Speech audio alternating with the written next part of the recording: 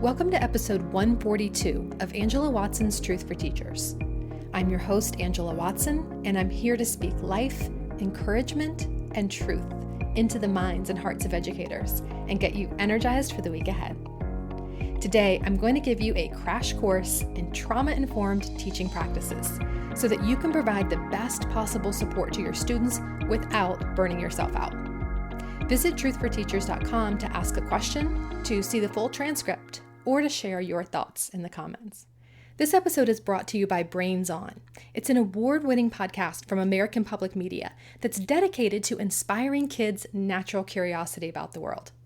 The Brains On podcast has over 100 episodes covering real science topics, including everything from why people have allergies to how electricity works. And now Brains On is offering free standards-based curriculum and activities for educators that will go with each one of their episodes. You can learn more and download their free teacher resources at brainson.org/learn. One of the best definitions that I've heard of trauma comes from researchers Rice and Groves. They define trauma as an exceptional experience in which powerful and dangerous events overwhelm a person's capacity to cope. And since every child has a different capacity to cope, this definition really honors each child's individual reactions and interpretations. It keeps us from defining trauma too narrowly. Trauma is not necessarily violence. It could be things like divorce. It could be major or sudden changes in living situations. It could be brought on by bullying. And trauma is an epidemic right now. It's affecting kids across racial and socioeconomic lines. It's probably safe to say that every teacher is working with kids who have experienced trauma. And yet, most kids who have experienced trauma will not be receiving any kind of special services or counseling for it. These kids will simply show up to your classroom, and you will be expected to understand and process and manage all of those complex emotions and behaviors on your own. Personally, I never received any training on anything like this in my entire 11 years in the classroom, and I would have felt so much more equipped to handle kids' emotional baggage and their behaviors if I had had someone to help me navigate it. So that's what I want to try to offer here for you today. I want to help you understand how trauma impacts students and what we can do to support kids without having to carry that weight of the trauma ourselves.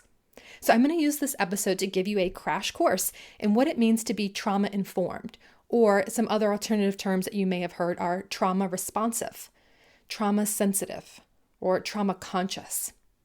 I'll tell you what signs to look for in your kids and very specific do's and don'ts that will make it really easy to navigate this topic. And at the end of our time together, I want you to feel like you understand what these buzzwords mean and how to actually apply the principles to your teaching without feeling like you're adding one more thing to your plate. I also want you to feel like you know how to get the resources and support that you need to avoid carrying students' trauma around with you and emotionally draining you. So let me start off with 5 really important things to understand about trauma. There's a book called Building Resilient Learners. It's by Kristen Sowers and Pete Hall, and that book gives a general overview of trauma. At the beginning of their book, the authors outline 5 baseline understandings about trauma. And I really like that as the foundational structure for understanding what trauma means for teachers. So I want to share those 5 things here, and I'm going to tell you a little bit about what I've learned about each of these 5 things. The first thing to understand about trauma is that it is real. We have to let go of this notion that kids can somehow just leave their problems at the door and forget about everything that happened outside the classroom, somehow just focus on learning. We're not even able to do that as adults when there's something upsetting or traumatic happening in our lives, right? So we can't expect little kids and teenagers to do that.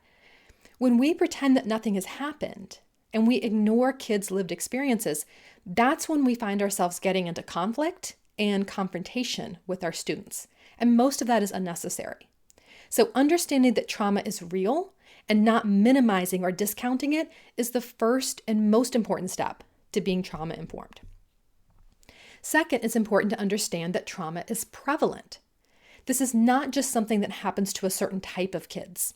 We really have to examine our biases here and understand that trauma is prevalent amongst children of all races at all socioeconomic statuses and all different kinds of neighborhoods. There are kids in your classroom right now who have experienced trauma that you're not aware of. and that you might not ever find out about.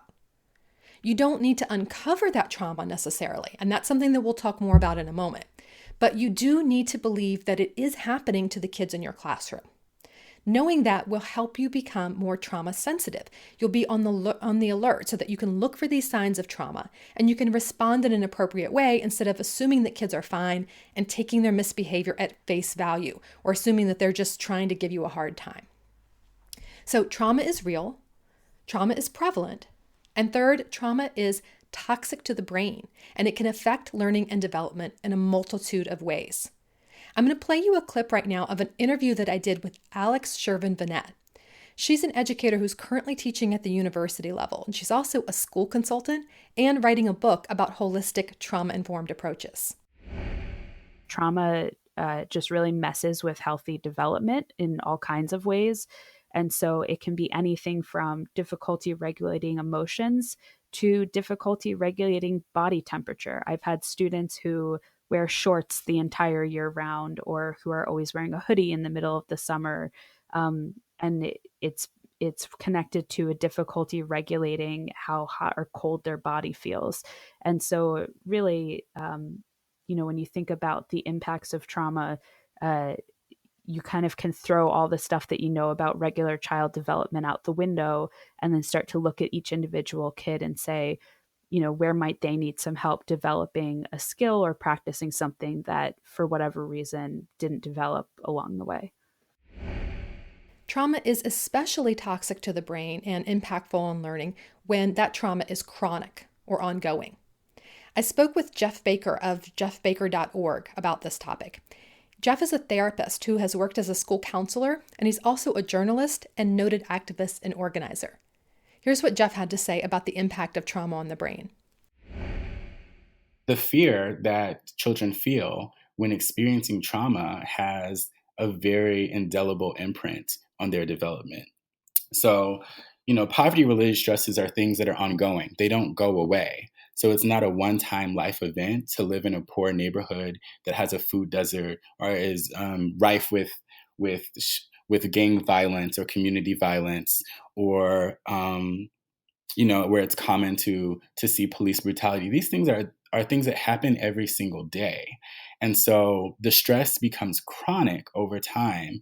And so when stresses become chronic, the neurological side of things are that stress hormones remain in the body because the mind is telling the body that it must always be alert for triggers and a lack of safety. And so students bring this mindset and really the embodiment of trauma into the classroom, into the school. We like to separate these contexts in which the child develops and grows. However, they're all very interlaced and inextricably linked in a way.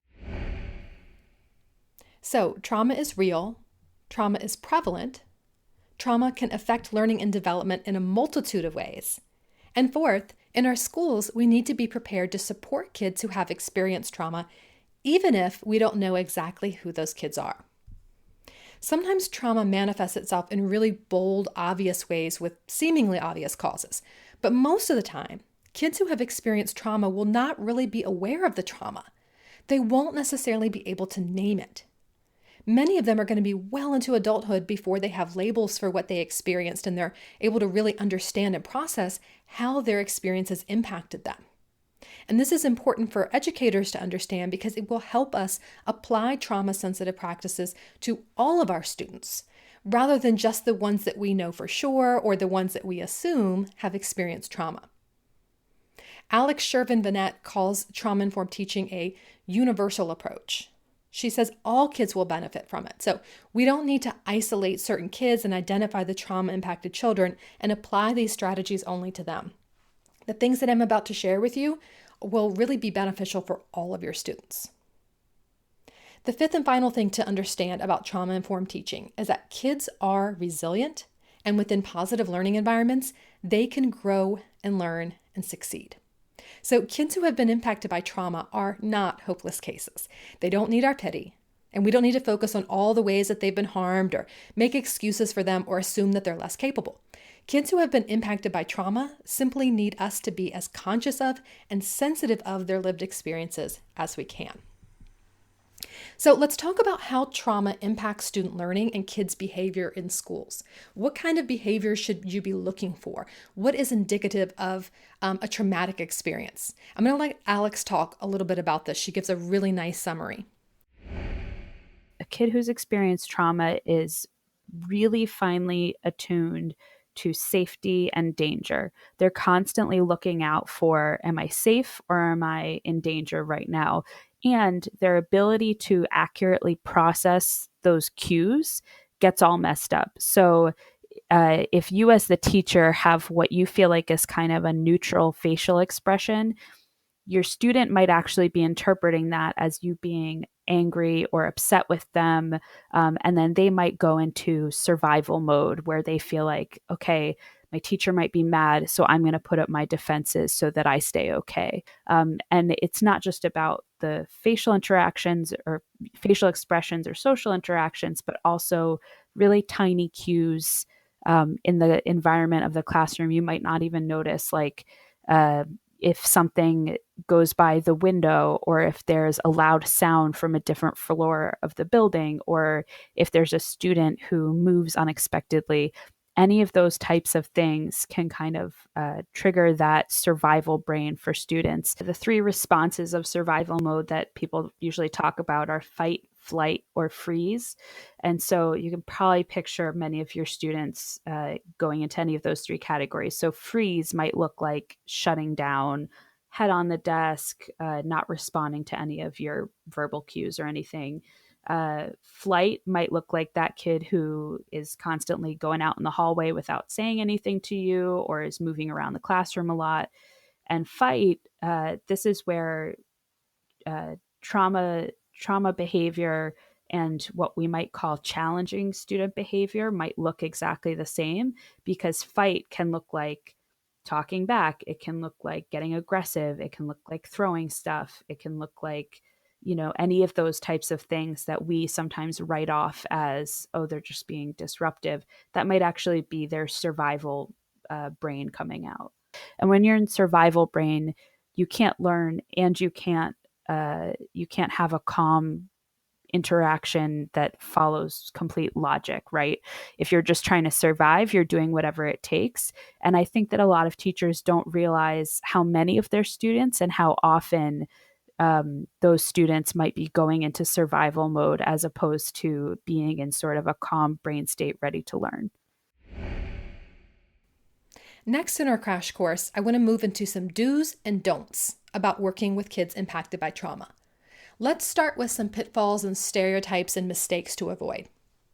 First off, don't assume that you know who's been impacted by trauma and who hasn't been impacted by trauma. And don't assume that you know the extent of the trauma or the reason for it. Basically, take all those assumptions off the table. There's always more that kids don't tell us. There's always more that we haven't uncovered. So stay humble in these kind of situations and realize that you will always be working with incomplete information. Also, don't label kids or unnecessarily advertise their trauma. Working with kids impacted by trauma is not a bragging right for the teacher to prove how hard his or her job is and how many difficult things that she has to deal with during the day. You don't need to announce it to people because this can result in kids being labeled. Other adults can easily make assumptions about kids if they only know about the trauma and not about all the other qualities and experiences, including the positive ones, that students are bringing to the table. So don't make a kid who's been traumatized into that kid who everyone whispers about and everyone feels sorry for and everyone pities you as a teacher for having to deal with that kid. Watch those labels. Also, don't judge the trauma or compare traumatic situations. It's not for us to decide if an experience was, quote, not that bad. When you find yourself feeling that way and kind of getting jaded about it and thinking, I've seen worse, or come on, kid, get over it, that probably means that you're feeling overwhelmed with all that's on your plate. It probably means that you are not emotionally strong enough in the moment to be trauma sensitive because you've got your own stuff going on. It's natural to have those kinds of moments where you feel like you just don't have the patience for dealing with it. So be on the lookout for those moments and be prepared to do a little bit of self-care so that you can step back from the situation and see it from a bigger and more compassionate perspective. We always want to avoid judging trauma and comparing traumatic situations.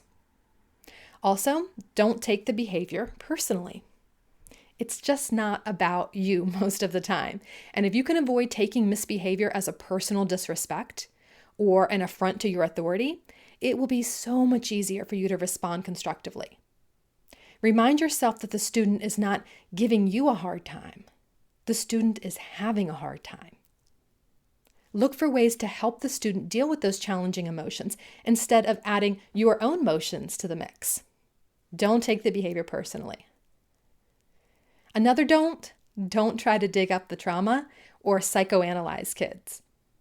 Students may not understand what happened, and they might not be able to label their experiences.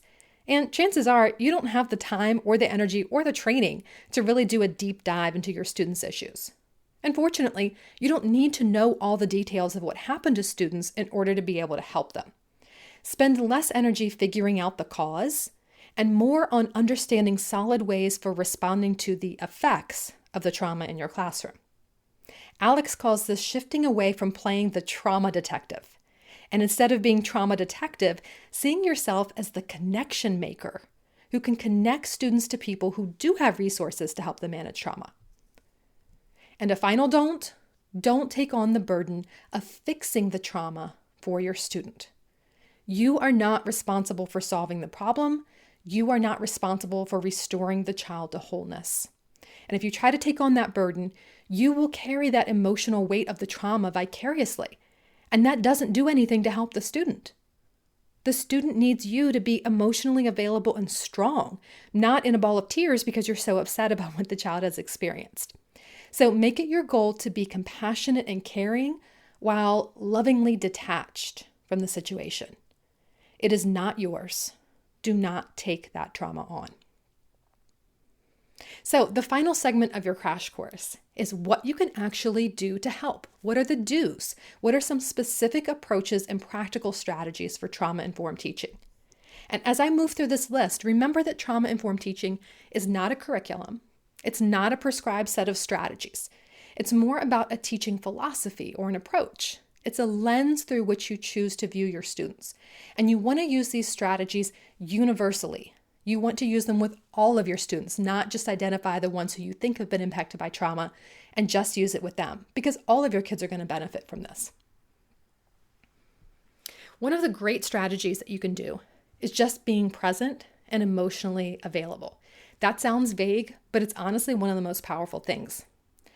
There are ways to communicate to kids that you are there if they want to talk, and letting them know that you're a safe adult. From a practical standpoint, this looks like being in the moment with kids instead of being frazzled and distracted and seeming overwhelmed. The older that they get, the more kids will pick up on those cues from you, and they won't see you as someone who is available for them to talk to. So slow down a bit. When you ask a child, "How are you?" really listen for the answer. Allow some silence there so the student can respond from an honest place rather than just reflexively, "I'm fine." Another thing you can do is ask kids directly how you can help them. When you see a student who is struggling with their emotions one particular day, sometimes it's best to just be direct. Just say, "I notice you seem to be feeling upset today. Is there anything that you need me to do right now?" And if the child doesn't know or doesn't respond, then ask, "Is there anything you don't want me to do right now?" Try to read students' body language and notice patterns in the way they behave so you can read between the lines on the days that you can't get a direct answer. You can also remind the student about resources and coping strategies that you've made available. So you could say, "Feel free to sit over in the library area and get yourself together for a couple minutes if you think that would help." So be direct with kids. Ask them what's going on. Tell them what kind of resources they have available to help them. Another thing you can do is watch for triggers, even the innocuous ones, so that you can respond proactively. I once taught a student who would crawl under his desk and just sob whenever I asked the class to take out a certain textbook. I had another student who would cry and bang his head on his desk when we played a specific multiplication game. This happened from the very first time that we did those things in the classroom. So it wasn't like they'd had a bad experience in my class. I had no idea what created that kind of response. I was shocked and flabbergasted and had no idea how to respond. But after the second time it happened for each one of them, I realized those were their triggers. And I started taking proactive steps to help the students understand what was about to happen and find coping mechanisms for when we needed to read that book or do this particular game. Sometimes I was able to adapt my teaching strategies around the things that would be triggers, and sometimes I would just help the kids cope if it was something that I felt like the rest of the class needed to do. This kind of awareness and decision to be proactive took some extra work on my part, for sure. But it wasn't only helpful to the students who had been impacted by trauma. Ultimately, it made my job easier because I was able to continue my lessons with the rest of the class. So do put forth that extra effort to be proactive. Watch for those triggers because it's going to save you time and energy in the long run. When you see an outburst, try to shift from judgment to curiosity. So instead of asking what's wrong with the child, ask what's going on with the child. Changing your perspective a bit might not sound like a concrete strategy, but it really is. Thinking this way, moving from what's wrong with this kid to what's going on with this kid, will shift your countenance, it will shift your demeanor, it will shift your whole energy, and it will help you respond in productive and trauma-sensitive ways. Students are going to be able to sense that shift in your thinking. So move from judgment to curiosity. One way that you can do that is by learning more about the families and the community you serve and asking what else could be true about what's going on right now besides what I'm assuming here. Here's Jeff talking about that. I definitely think that it starts with a curiosity about the students and their families, but also the communities that they're coming from. One thing that I found helpful is asking what else could it be, besides what I'm perceiving and besides, the subjectivity and bias that I might be bringing to the situation, the assumptions that I might be making. Um, and I found that this is hard because a lot of teachers don't live in the same communities that their students are coming from. And so it's impossible to know unless teachers are very intentional about finding out more about what their students' lives are like on a day-to-day basis beyond their classroom. You can also provide structure and predictability. This will counteract students' feeling of being on high alert all the time. This is something that's super important. I'm going to let Jeff speak a little bit about it.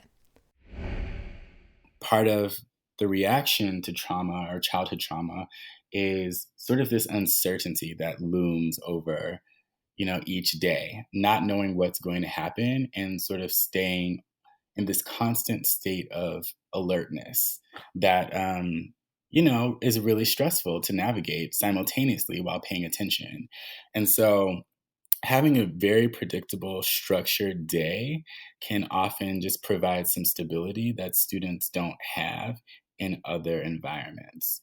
And so making the classroom, a quiet, safe space where students can work uninterrupted without any distractions, without any, surprises, really. Um, and also having like sensory materials, small rubber balls that they can squeeze when they're stressed, stuffed animals, pillows with different fabric, rocks, crystals, Play-Doh, all of these things, particularly for young children, can be, coping strategies and really outlets for expressing the stress that they're going through, which aren't often present in the home. Another really important do is to examine structures and discipline policies that strip kids of power and control. Some of the ways that we traditionally do school can be very triggering for kids who are impacted by trauma. Alex explains. There's some structures in school that inherently just don't really go with a trauma-informed approach. So, for example, some of our discipline practices like automatic suspensions or shaming kids in front of a class or giving them a random consequence for something that they did, all of those things kind of take power and control away from students. And if you've experienced trauma, one of the first things to go is your sense of power and control over the world. And so, as teachers, if we perpetuate that feeling of you're not actually in control of your world, we might be making things worse. It's not just about, build relationships and everything will be great. We have to think about how are we participating in systems that might actually be making things worse for kids? And the reason I think this is so hard for teachers to talk about is that a lot of teachers are in a school system where they don't have power, right? Where they are told, do this curriculum at this time and you're going to get an evaluation and you don't have control over it, or you can't choose how to run your classroom because everyone in the school has to run it this way. And so it's really difficult for teachers who feel that, because they kind of pass on the feeling of being controlled to their students. And that leads into our last do, which is about an awareness of how the stress of your job can impact your ability to be trauma sensitive. Your last do is to be mindful of the potential impact of vicarious trauma. Teachers can experience a sort of secondary PTSD from dealing with students' responses to trauma all day. It really can take a toll on you emotionally. So it's important to recognize that and to build in self-care practices. Here's Alex one last time. That's called vicarious trauma, which is basically when you feel the impacts of trauma because you have been bearing witness to the impacts of trauma for someone else. And so this is really common for teachers and social workers and other care providers to have. And so there's a few things you can do. One is sort of self-care and wellness that we talk about all the time, but really committing to that and taking good care of your physical and mental and emotional health. But the biggest thing I think a lot of teachers don't do is make time to process what's going on.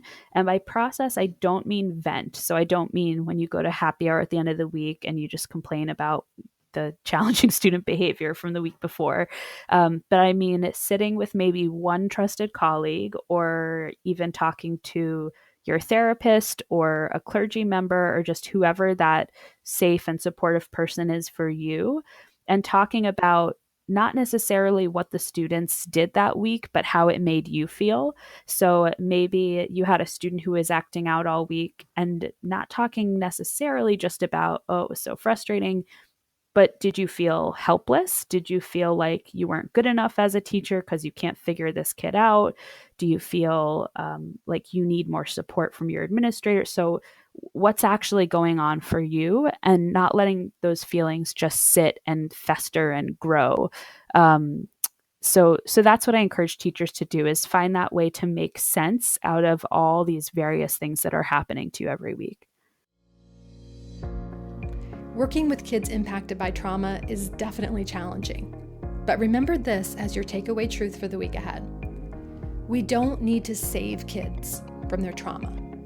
We need to really see kids and help them become the best versions of themselves. Have a great week. You can do this. And remember, it's not going to be easy. It's going to be worth it.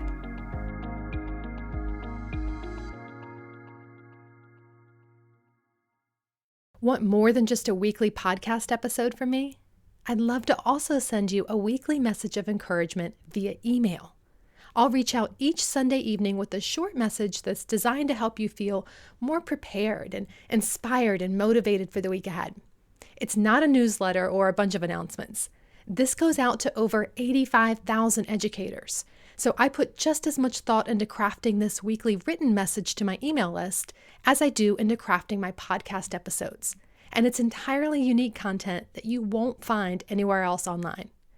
Just go to thecornerstoneforteachers.com/subscribe and you can sign up. That's thecornerstoneforteachers.com/subscribe.